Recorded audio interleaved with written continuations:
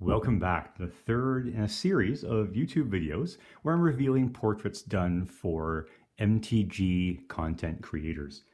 So this is a video dedicated to MTGNerdGirl. I've so far done Merchant and the Professor, and one thing I've been trying really hard to do on my YouTube channel and my Twitter is to get more practice drawing women. Because as a kid, I mostly just drew the superheroes that influenced me, which were Deadpool and Wolverine. So getting more practice drawing women is something which a goal I'm trying to attain. So this is MTGNerdGirl. She, just like Merchant, has a fantastic little pet. And this here is Hamlet. And Hamlet is super cute. Look at the fluffiness there.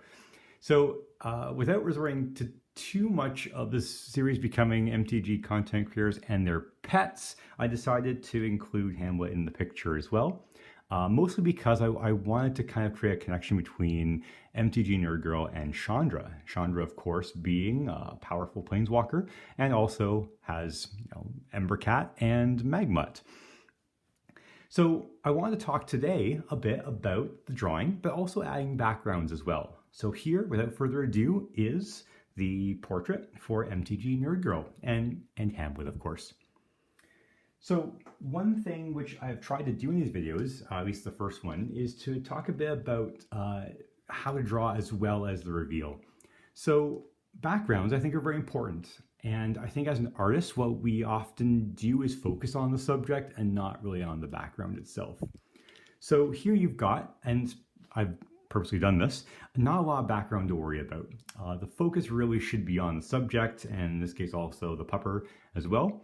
But I've left some room to add a background. And of course, Chandra is from the plane of Kaladesh.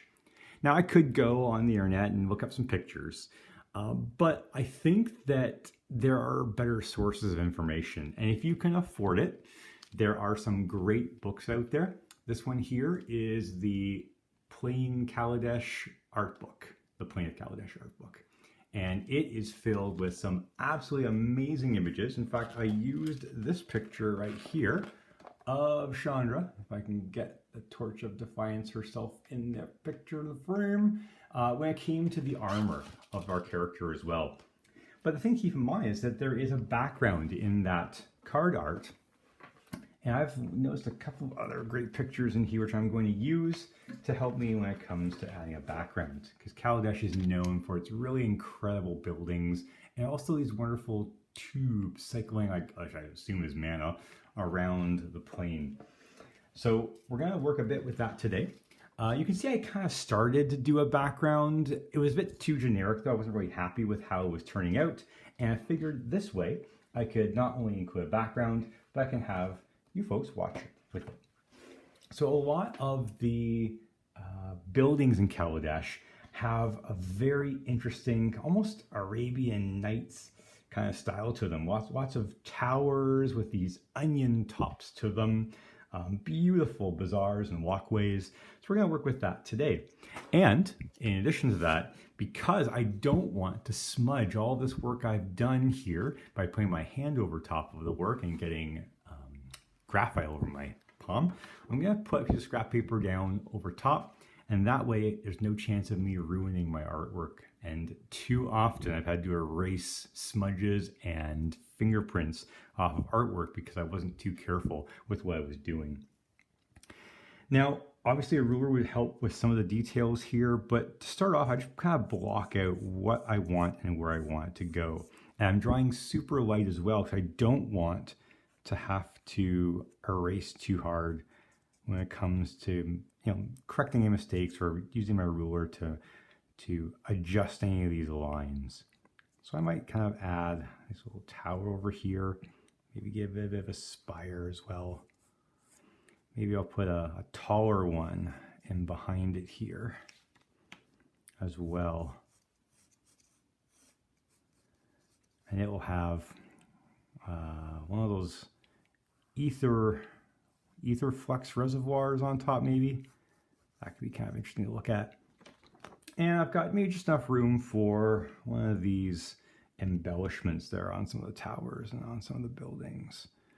It kind of attaches and spirals. It almost looks like a DNA strand. Dano DNA. All right. Now, I'm not going to actually draw the entire background today for you. It would just take too long to do that. And I don't want this video to be incredibly long, but I do want to just kind of talk about how I set things up. And I think the paper is an important one there to make sure I'm not messing up any of my drawing. Looking at some of the other pictures we have here, we've got those I want to call them like mana tunnels. They've got these conduits that run through Kaladesh. And I guess they funnel the mana all over the place. So I'll draw a couple of those in there. And they've got some really interesting lines kind of going through them as well.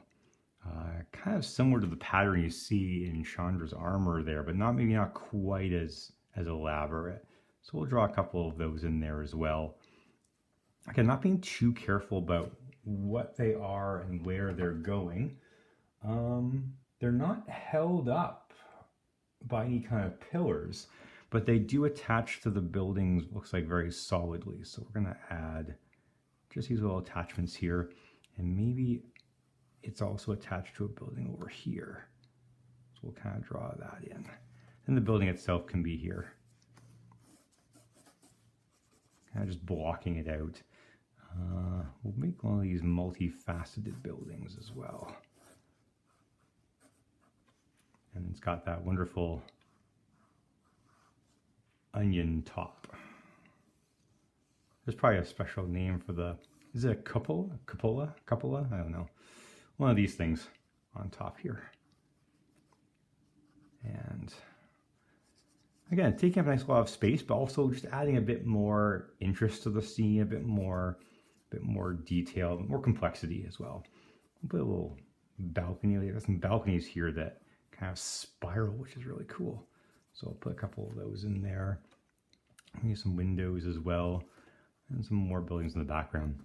The one thing I'm going to mention before I stop today is that as you get farther away from an object in distance, they become less distinct.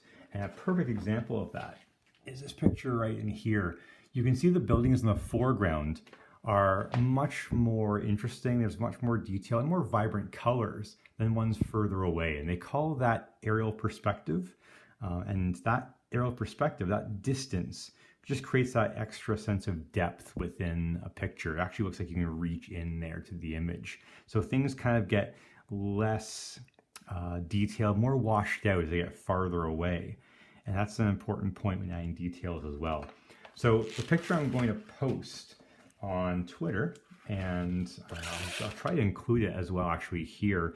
It will be the finished version, but background's ever so important to add to your picture. It just gives it a bit more interest and a bit more weight perhaps. So I hope you enjoyed the video. Hope you enjoyed the reveal of the drawing. I'm actually quite happy with the way this turned out. And I'm not going to lie to you, my first attempt at drawing this particular celebrity in the Magic the Gathering world did not turn out well. I tried to use a picture from the channel Fireball site where she's looking right at the camera. And I don't mind showing you guys because it's really, really bad.